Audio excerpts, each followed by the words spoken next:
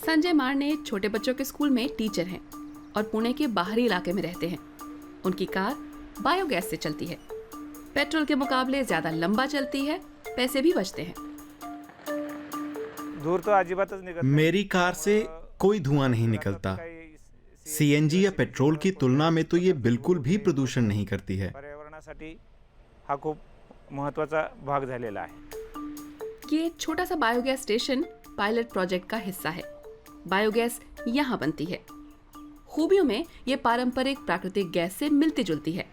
So CBG or compressed biogas is the purified CBG या compressed biogas biogas का एक शुद्ध या समृद्ध रूप है जो एनएरोबिक डाइजेशन की प्रक्रिया से तैयार की जाती है। सीबीजी 50 से 60% मीथेन, करीब 30% कार्बन डाइऑक्साइड और थोड़ी थोड़ी मात्रा में नमी और हाइड्रोजन सल्फाइड से बनती है। and hydrogen sulfide. आगे चलकर क्या बायोगैस आम चलन वाले पेट्रोल की जगह ले सकती है? जानकार ऐसा ही मानते हैं। इसकी खासियत ये है कि ये जैविक कचरे से बनती है। इसे तैयार करना ज्यादा सस्ता है। भारत के लिए ये एक आकर्षक संभावना है। देश में बड़ी मात्रा में गैस आयात की जाती है। This CBG स्थानीय स्तर पर तैयार होने वाली सीबीजी में to इस मांग को पूरा करने की क्षमता है। demand and ऐसा माना जाता है कि अगर सीबीजी को भी उपयोग में ले लिया जाए India could save close तो 2030 तक $5 billion US. भारत 20 से 25 अरब डॉलर CBG can be बचा सकता है। integrated into the energy mix. Premove engineering नाम की कंपनी पराली से बायोगैस बनाती है।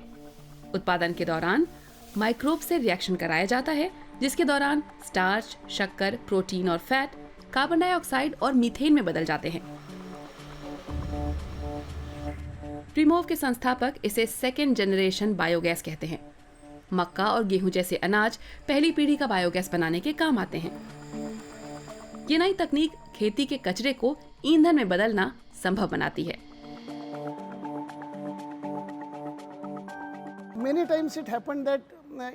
कई बार ऐसा होता है कि अंतर्राष्ट्रीय स्तर पर टकराव होता है कि हम इसे भोजन की तरह इस्तेमाल करें या ऊर्जा की तरह। भारत में खाद्य सुरक्षा की चुनौती को देखते हुए सरकार ने किसी भी खाद्य वस्तु से बायो ईंधन बनाने पर रोक लगा दी थी।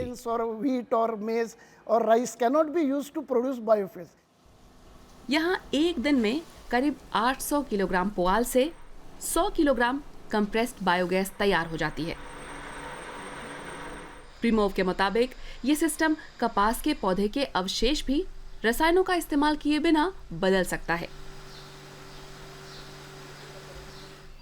इलाके के किसान भी इस सिस्टम से फायदे में हैं। पहले मैं ये पराली जला देता था या मवेशियों के चारे के लिए रख देता था, लेकिन फिर मुझे इस बायोगैस कंपनी के बारे में पता चला। कंपनी वालों ने मुझसे 4 रुपए किलो के हिसाब से पराली खरीद ली। मुझे खुशी है कि इस कचरे से कुछ पैसे कमा सकता हूँ। ट्रांसफॉर्मेशन प्रोसेस के दौरान निकलने वाला कचरा फर्मेंटेड जैविक खाद में बदल जाता है। किसान अपनी फसलों पर उसे ही डालते हैं।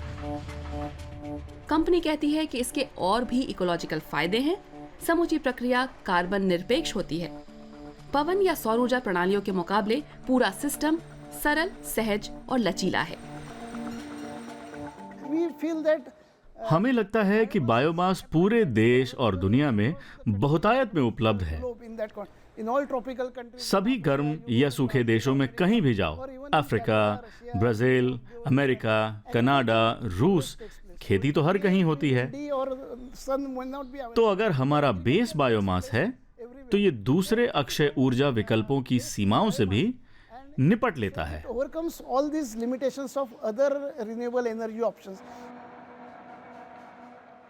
भारत सरकार 2024 तक ऐसे 5000 सिस्टम तैयार करने पर जोर दे रही है। अभी फिलहाल 46 हैं।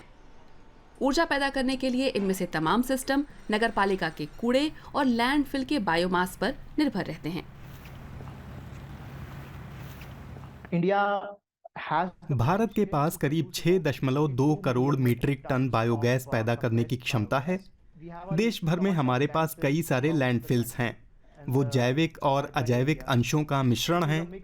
जैविक वाले हिस्से को बायो सीएनजी पैदा करने के लिए इस्तेमाल किया जा सकता है। इसकी वजह यह है कि उसमें भरपूर कार्बन और नाइट्रोजन होती है जो काम आ सकती है। Carbon and nitrogen. लेकिन बायोगैस उत्पादन के रास्ते की एक प्रमुख रुकावट है। भारत के कचरा ठिकानों पर गिरने वाला अधिकांश कूड़ा अलग अलग नहीं किया जाता। ये उन तमाम वजहों में से एक है जिसके कारण बायोगैस सिस्टम व्यापक इस्तेमाल में नहीं है। Because if the segregation क्योंकि अगर वो कचरा अलग अलग नहीं किया जाएगा तो प्लांट भी काम नहीं करेगा, क्योंकि उसे सिर्फ ऑर्गेनिक सामग्री चाहिए।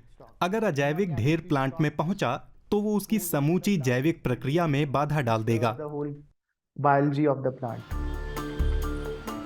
बायोगैस को अगर पेट्रोल की तरह मेन स्ट्रीम में आना है तो कचरा प्रबंधन, खेती और बायोगैस उत्पादकों के बीच बेहतर सहयोग जरूरी है।